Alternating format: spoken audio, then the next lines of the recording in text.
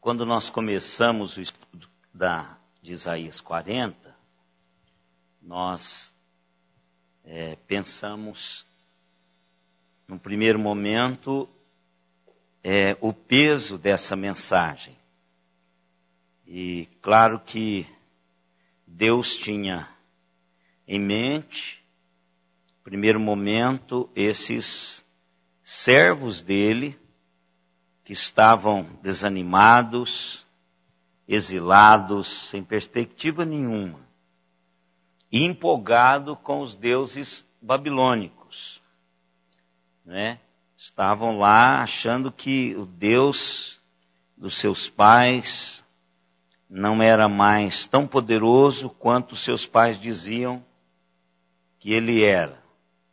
Então, Isaías agora começa a mostrar para essas pessoas, para esse povo de Deus, que Deus continua sendo o mesmo, que esse Deus é insubstituível, que esse Deus é um Deus incomparável, que esse Deus se reveste de toda autoridade, de todo poder, e transmite essa mensagem a esse povo.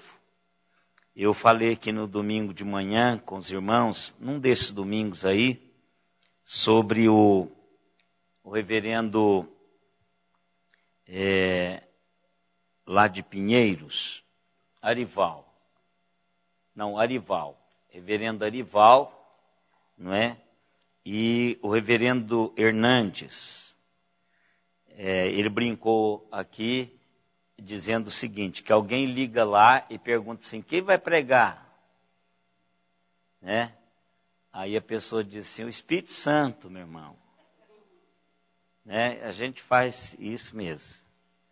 Aí diz, não, eu sei que é o Espírito Santo. Agora, quem é que vai transmitir o que o Espírito Santo vai dizer? Né? Então, parece uma brincadeira, e talvez até seja uma brincadeira do pastor Arival, porque o pastor Hernandes é o co-pastor do pastor Arival. E aí o pessoal diz assim, olha, o meu convite é para você, pastor Arival. Mas se o senhor não puder, para mandar o co-pastor mesmo, não tem problema. Né? Quer dizer, co-pastor, ter um co-pastor como o pastor Hernandes é um peso, né? E aí Arival disse, se ele for, vai ser mais bem servido a igreja do que eu. Mas é uma verdade. O Espírito Santo de Deus, ele traz a mensagem, e da maneira como nós entregamos a mensagem, tem muito a ver do impacto que essa mensagem vai produzir na vida dos ouvintes.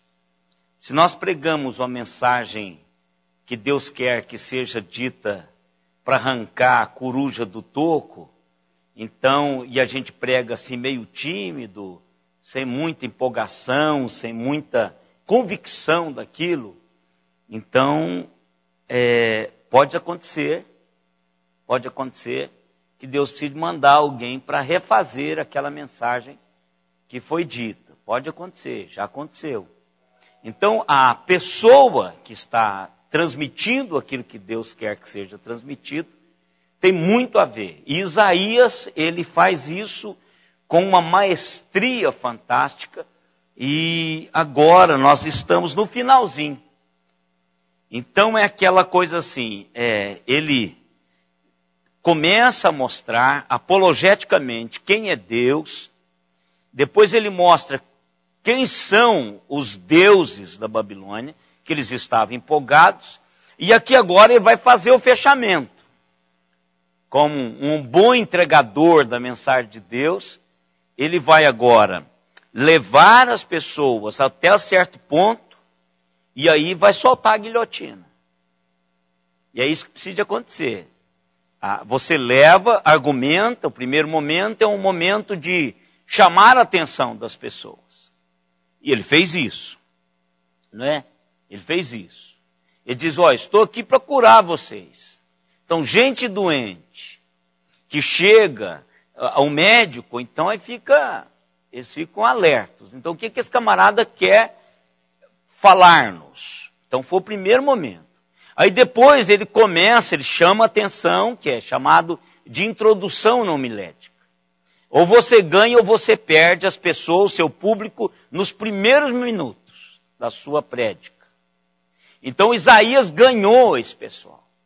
Então quando eles prestaram atenção de que Isaías era um mensageiro, que tinha algo de Deus para a vida deles, e que era algo que trazia esperança para o coração deles, então eles começaram a prestar atenção no que Isaías estava dizendo. Então Isaías diz, eis o teu Deus, e ele começa a descortinar, a colocar assim, bem didaticamente, quem Deus é. O Deus desse povo, o Deus de Israel, o Santo de Israel. Então ele discursa como nós ouvimos aqui, coisas fantásticas, e nós não aprofundamos. Isso aqui é um estudo que dá para a gente entender bem, dá para dimensionarmos a mensagem de Isaías e aprendermos essa mensagem. Mas agora o que ele faz? Ele vai agora levar o pessoal, colocar esse pessoal assim e soltar a guilhotina. Ele vai dizer, olha, está aí, está com vocês agora, né? Então ele vai fazer isso a partir do verso 21. Então do verso 21 até o final do capítulo, que é o verso 31, ele vai trabalhar esse finalmente, ele vai colocar algo que eles vão ter que decidir. A primeira realidade agora, ele vai colocar dizendo, eu não posso acreditar que alguém pudesse duvidar da grandeza de Deus. Mais ou menos isso. Ele vai colocar nesse verso 21. Eu não posso acreditar que a grandeza de Deus, o Deus da criação, o Deus que estendeu os céus, o Deus que pegou as águas na palma da sua mão, o Deus que mediu a dimensão da terra com um palmo. Então, eu não acredito que vocês não tenham conhecimento, que vocês não sabem disso, que vocês não tenham ouvido acerca dessa realidade. Olha o que o verso 21 diz. Acaso não sabeis?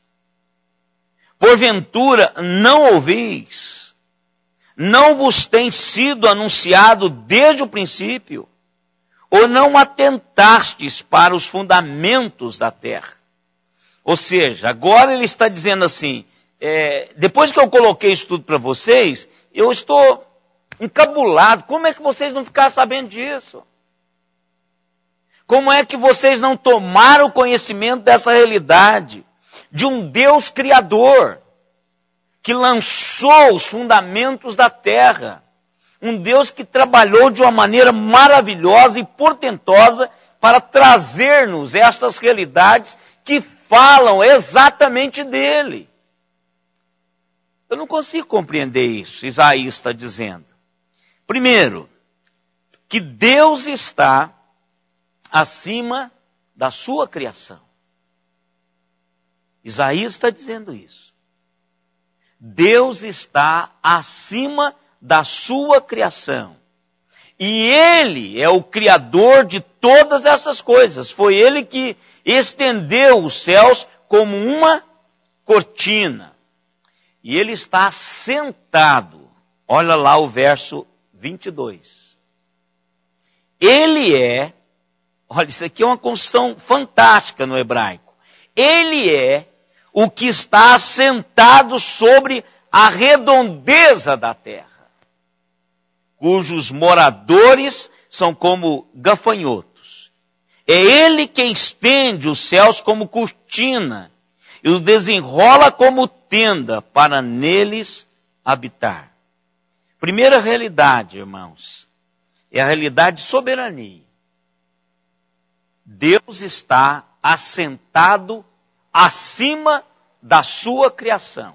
Deus não tem uma doutrina, uma teoria, porque não é teologia, mas chamado panteísmo. Deus está em tudo. Deus está na natureza, Deus está no ar, Deus está nisso. De maneira nenhuma. Deus não se mistura com a sua criação. Não se mistura com a sua criação. Deus está acima da sua criação. E é isso que ele está dizendo. Deus está assentado sobre a terra. Agora veja um negócio fantástico aqui. Quem já estudou a filosofia, já estudou alguma coisa de geografia, não é? Conhece aí o Atlas, não é? E sabe da grande discussão da comunidade da Terra plana, né? Os irmãos sabem disso, que Colombo saiu, Cristóvão Colombo, né? Saiu e as pessoas diziam que ele ia despencar. Porque havia naquela época a crença de que a Terra era plana. A Terra era plana, quer dizer, o cara chega a um ponto que ela vai acabar, não é? E aí ele fez todo aquele projeto. Mas o que é interessante, irmãos, é que Isaías, 800 anos antes de Jesus, diz que a Terra era redonda. Está lá no hebraico, desde sempre. O Senhor Deus está assentado, irmãos. Está assentado sobre o círculo da terra. Olha que coisa fantástica. Ele, soberanamente, ele está assentado sobre o círculo da terra. Está dizendo que a terra é redonda, não é?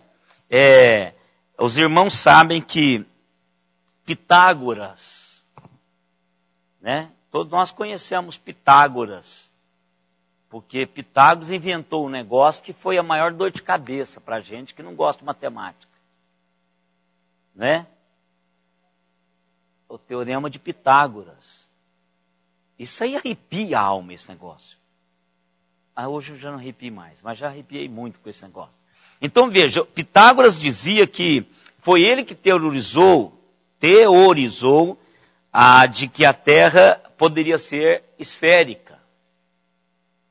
Não é isso lá, 6 séculos antes de Cristo. Só que 2 séculos antes de Pitágoras, Isaías já tinha dito que a Terra era redonda. E o que é interessante é que a Igreja Católica, os pais da Igreja, não a Igreja Católica, os pais da Igreja, Agostinho defendeu a redondeza da Terra. E a grande figura, Tomás de Aquino, no 13º século, também defende a redondeza da Terra.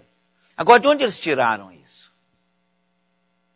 Eles não eram cientistas, eles eram teólogos da Bíblia. Da Bíblia. Eles eram estudiosos da Bíblia. Agostinho é um dos maiores pais da igreja. Tomás de Aquino é uma figura, Tomás de Aquino. Quem leu a Tomística, a súmula de Tomás de Aquino, é um portento teológico. Muito, mas muito profundo, de uma maneira fantástica. Então ele também defendeu. Agora a pergunta, como é que eles sabiam disso? Eles eram cientistas. Sim, eram estudiosos da Bíblia. Agora uma pergunta, por que Isaías sabia disso? Você imagina que Isaías sabia da redondeza da terra?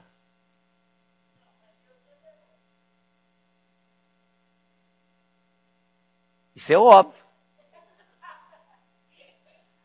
Né? Não sabia, provavelmente.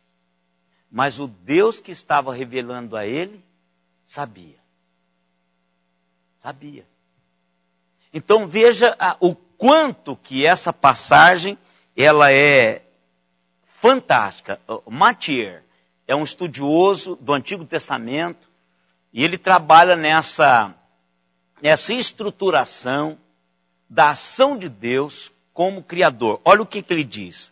Esta é uma das passagens do Antigo Testamento que centraliza a doutrina da criação. Ela ensina que a estrutura física da criação é parte direta do Criador. Então, Isaías está dizendo assim, gente, eu não acredito que vocês nunca ouviram falar nisso. Agora, Isaías está entregando essa mensagem agora. Qual que foi a visão de Isaías quando entregou essa mensagem, entendendo que essas pessoas estavam entendendo o que ele estava dizendo?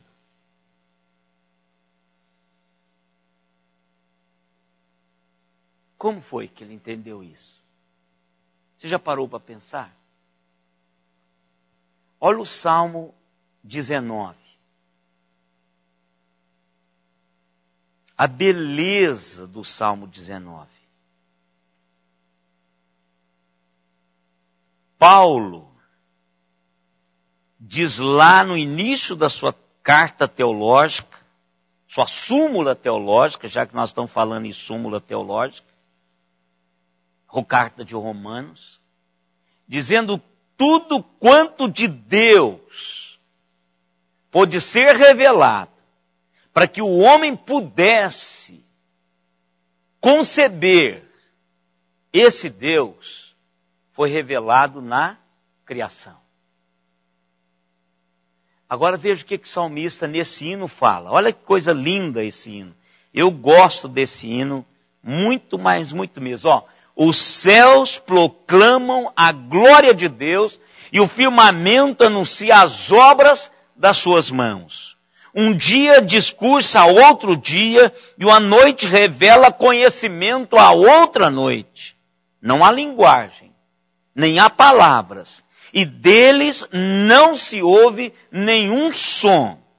No entanto, por toda a terra se faz ouvir a sua voz e as suas palavras, até aos confins do mundo. Aí pôs uma tenda para o sol, o qual, como noivo que sai dos seus aposentos, se regozija como herói, a percorrer o seu caminho.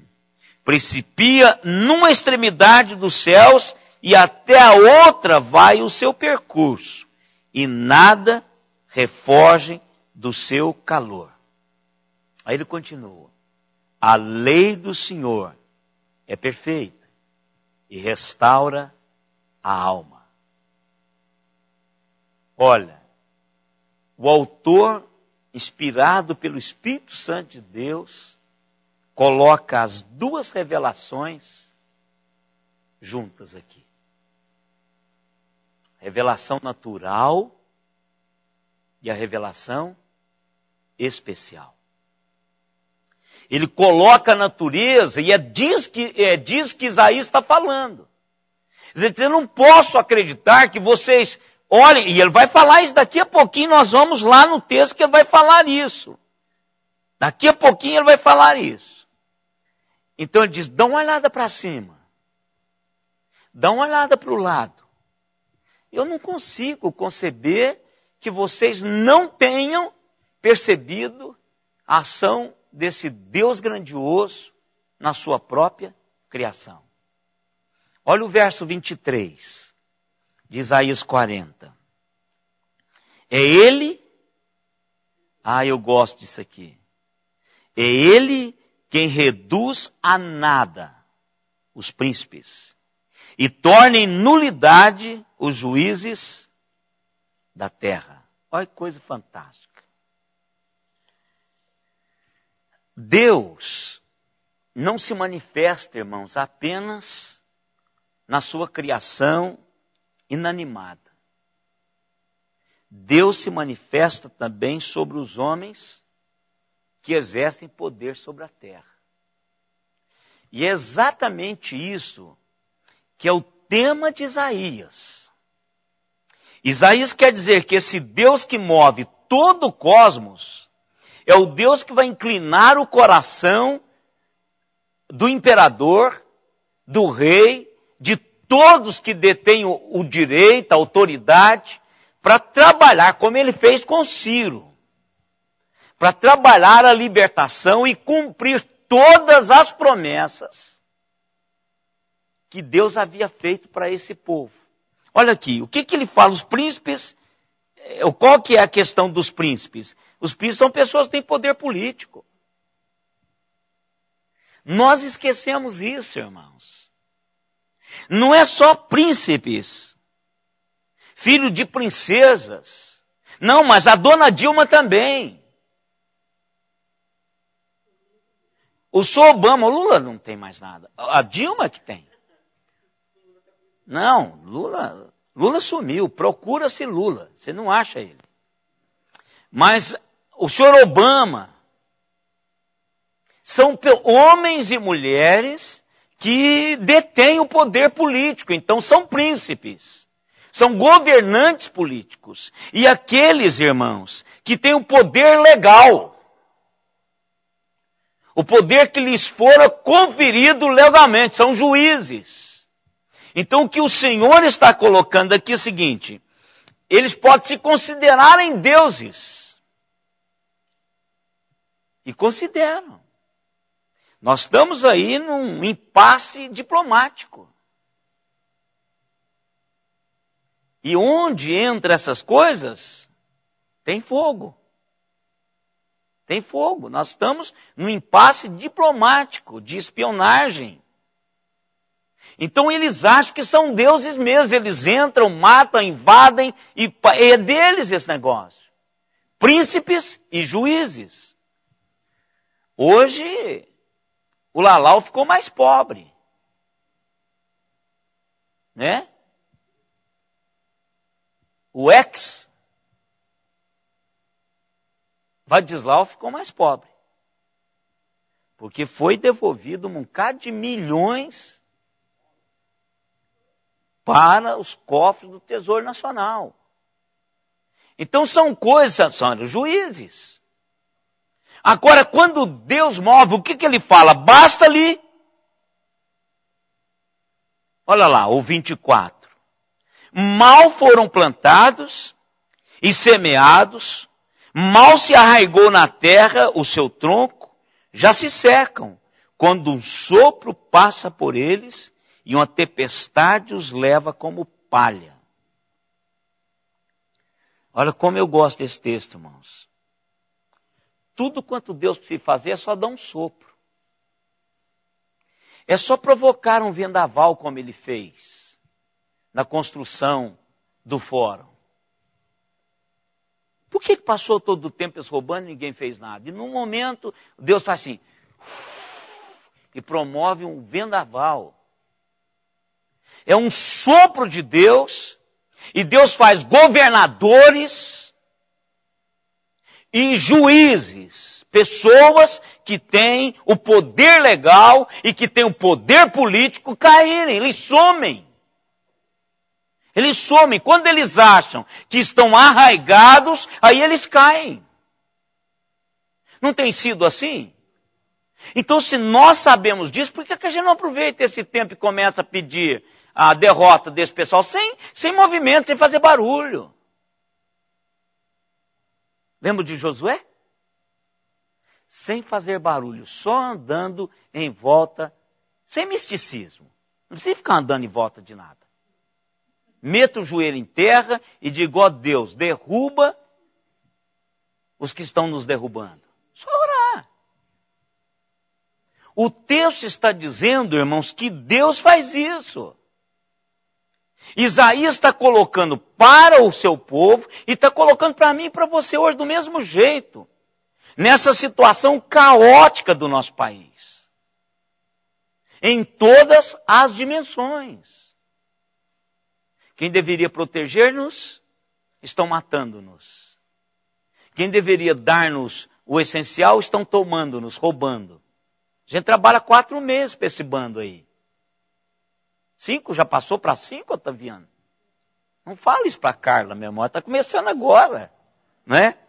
Então, são coisas, irmãos, que a gente precisa colocar no coração. E que Isaías diz, olha, pense nisso.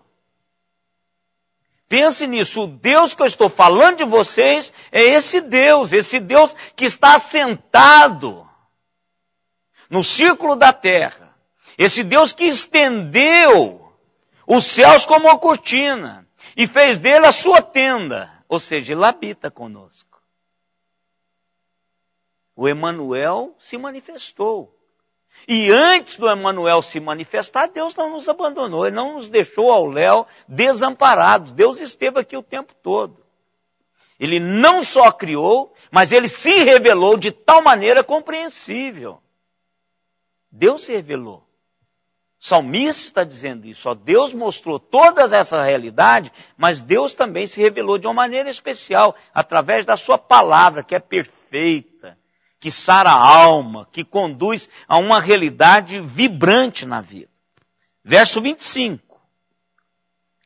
Começa outro parágrafo, ele termina lá. Presta atenção, ele terminou lá. Ele acabou de falar isso aí, mas agora o que ele quer falar? Verso 25. Ele quer, isso aqui chama-se, transição. Ele vai falar outra coisa agora.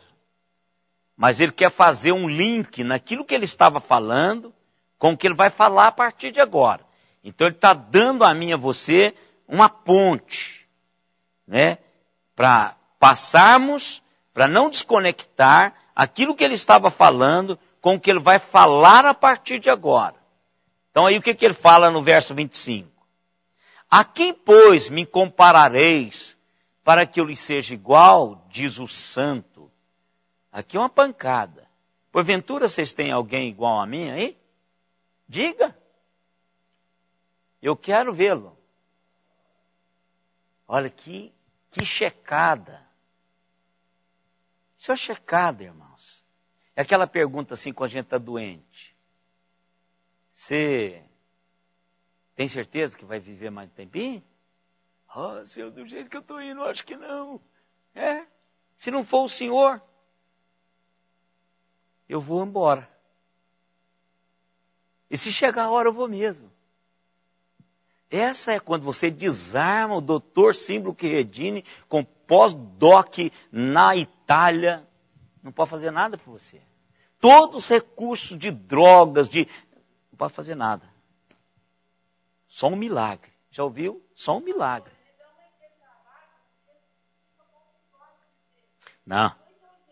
Não, mas ele está fazendo uma cabeça de ponte. Caminha comigo aqui. Não pula para lá, você vai cair nesse abismo. Vamos lá, o 26. Porque agora ele manda você olhar para cima. Olha aí. Levantai ao alto os olhos e vede. Ou seja, deixa de ser porco. Porco que fica olhando para baixo. Para de fuçar na lama. Dá uma olhadinha para cima. Esse é um apelo que ele está fazendo. Dá uma olhada para o céu. Dá uma olhada para o Deus que criou todas essas coisas. E aí ele vai dimensionar de novo. Olha o que ele fala. Quem criou todas essas coisas? Me responda. Aquele que faz cair o seu exército sair o seu exército de estrelas, todas bem contadas, aos quais ele chama pelo nome, por ser ele grande em força e forte em poder, nenhuma só venha a faltar. Os cientistas, irmãos, estão tentando contar as estrelas, enumerá-las, né? E dar nome nelas. O Senhor já sabe. Ele já sabe tudo. Então o Senhor sabe tudo. Quando Ele chamar, elas vão vir pelo nome. E se faltar uma, Ele diz que não vai faltar. O texto diz que não vai faltar nenhuma. Até aquela que eles acham que caiu. Mas não caiu, ela está por aí. Não caiu. Então esse Deus é o Deus que Ele está dizendo assim. Você tem conhecimento desse Deus? Vocês já viram o ateu prático? A maioria dos crentes são ateus práticos. e com teologia forte. Nós presbiterianos, nós acreditamos numa coisa, quando é na hora da prática, a gente não assente isso. E é isso que ele vai falar agora. É isso que ele vai agora trazer da teoria, da prédica, e vai dizer assim, então vem para cá. Vem para cá, e vocês entenderam tudo que eu falei? Ah, sim, claro, Isaías, nós entendemos. Então senta aqui. Vamos conversar. E ele vai começar a conversar. O que ele faz? Ele chama essas pessoas para a aplicabilidade da grandeza de Deus, irmãos. Ele está dizendo, se você é um ateu prático, eu tenho certeza que nenhum evangélico que vê em Deus a sua realidade não é ateu teórico. Ele crê que Deus existe. Mas na sua prática, ele é um ateu. Porque ele crê na grandeza de Deus que não pode resolver os seus problemas do dia a dia. Nós não conseguimos confiar, nós não conseguimos entregar a Deus com segurança aquilo que nós vamos fazer no dia a dia. Na prática, irmãos, a maioria tem sido ateu. Na prática. Olha o que ele fala. Verso 27. Por que, pois, já que vocês sabem de tudo isso, né? Ele é grande em força, forte em poder, que ele comanda as estrelas, ele sabe o nome delas, que todo mundo está tentando pôr nome, mas o Criador é que deu o nome. Por que, pois, dizeis, ó Jacó, e falas, ó Israel, o meu caminho está encoberto ao Senhor, e o meu direito, as minhas reivindicações, o meu pedido passa despercebido ao meu Deus. Primeira coisa, irmãos, Isaías vem nesse capítulo falando da grandeza e da glória de Deus. Mas agora Isaías está dizendo o seguinte, se você entender isso profundamente, isso vai fazer diferença na sua vida. Vai fazer diferença na sua caminhada.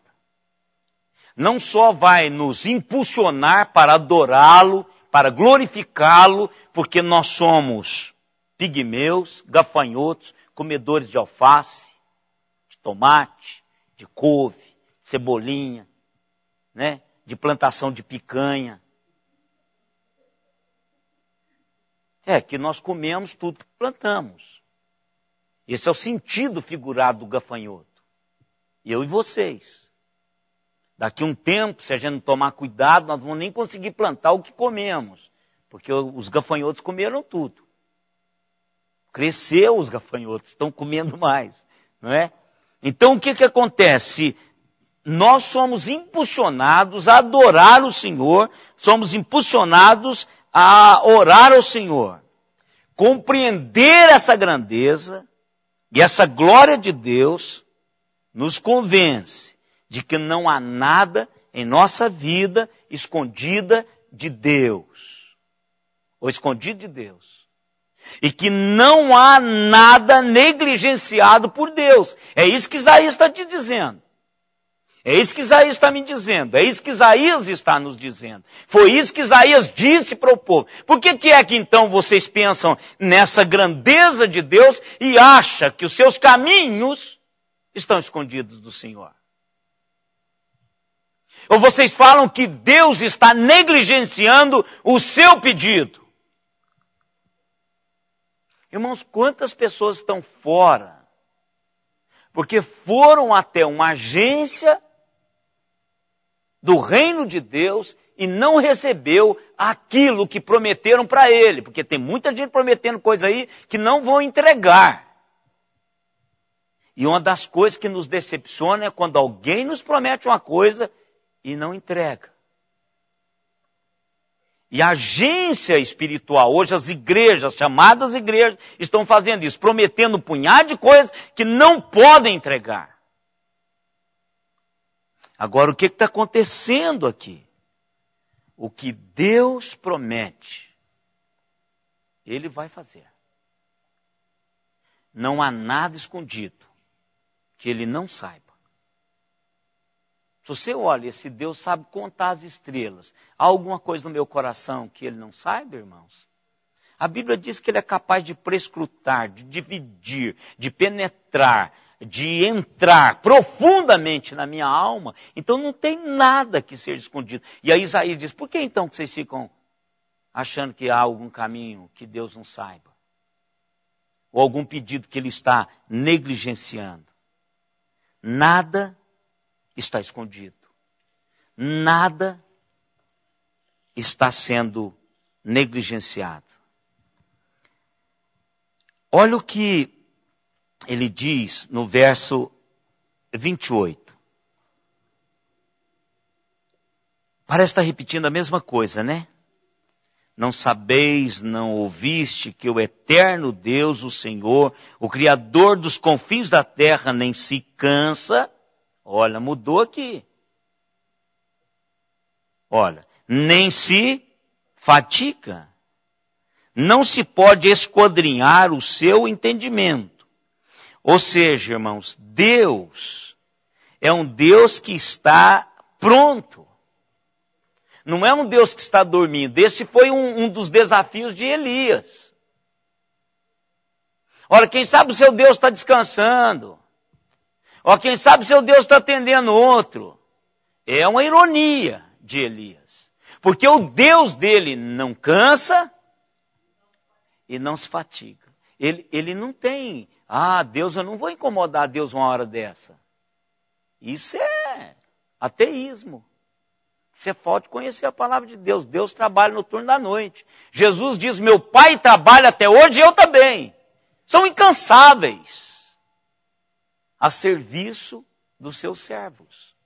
Então, ele está dizendo aqui, olha, esse Deus é um Deus que trabalha. Ele não se cansa. Ele é criador dos céus e mantenedor disso.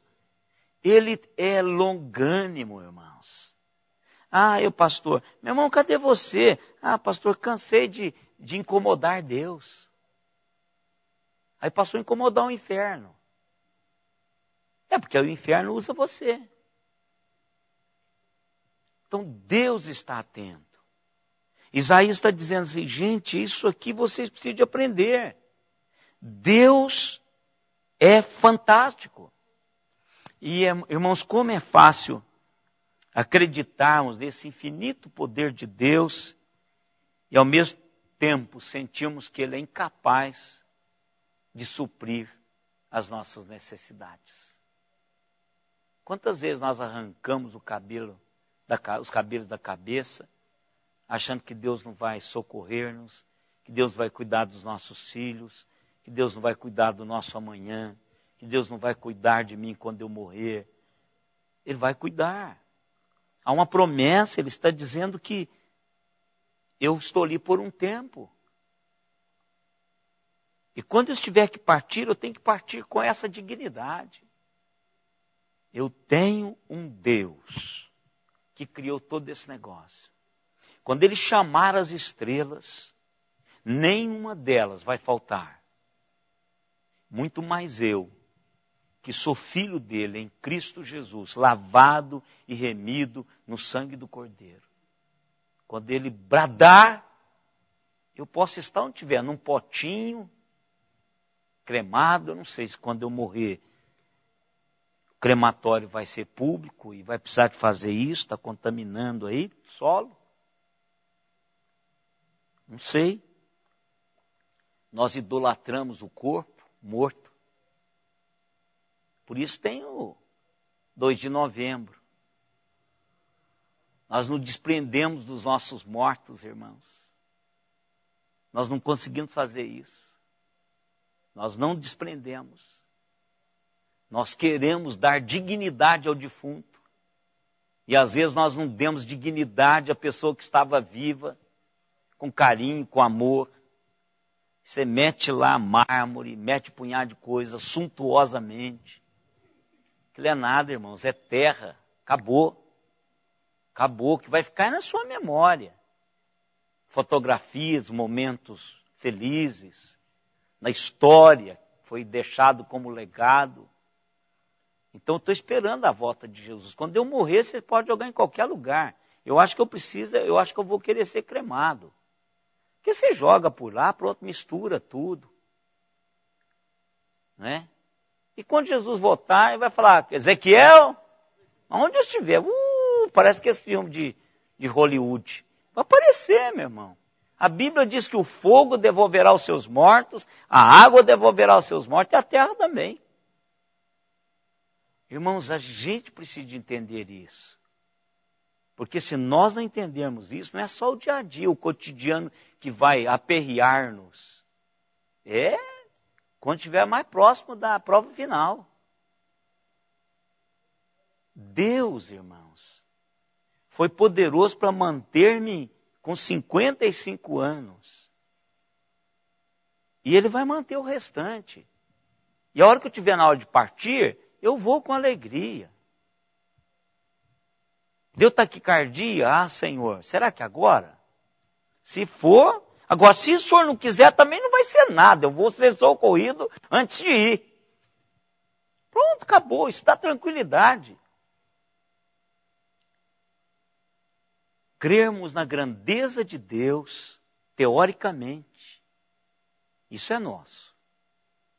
Agora, sermos ateus na prática também é nosso. Presta atenção para vocês, isso não é assim. Comece a conversar com as pessoas no dia a dia, para os irmãos verem o quanto que isso pesa. Eu quero terminar aqui porque tem muita coisa aí que a gente precisa de falar daí para frente.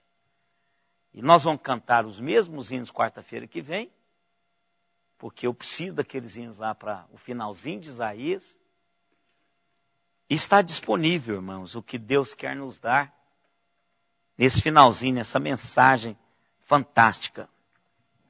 Eu fico pensando assim, irmãos, quando esse homem entregou essa palavra, como que o coração dessas pessoas... Porque não foi, isso não levou meses. Isso aqui foi numa pancada, né? Então, como que eles sentiram, né? Aquela mensagem lá do... Quem não leu, leia, irmãos. Pecadores na mão de um Deus santo, hein? Irado. Jonathan Edwards. Diz que quando ele terminou de pregar, irmãos, toda a comunidade estava segurando os pilares do templo, com medo de morrer. Eu imagino ouvindo isso aqui, irmãos. Na mão de um Deus irado. Você pode entrar na internet, é famosíssimo sermão, tem para tudo quanto é lugar. Se nem comprar, estão vendendo, mas não compra não, entra lá na internet, é de graça. E diz que ele não era empolgado para pregar. Você imagina se o cara fosse um Billy Graham, um Hernandes, né? Então aí o pessoal ia morrer, começaria a gritaria lá dentro, né? Mas é um sermão que você arrepia a alma só de ler, né? Aí você imagina você pregando o sermão. Aí você vai ver o quanto que é fantástico crermos num Deus como esse. Mas depois a gente vai falar mais quando Isaías estiver terminando a sua mensagem.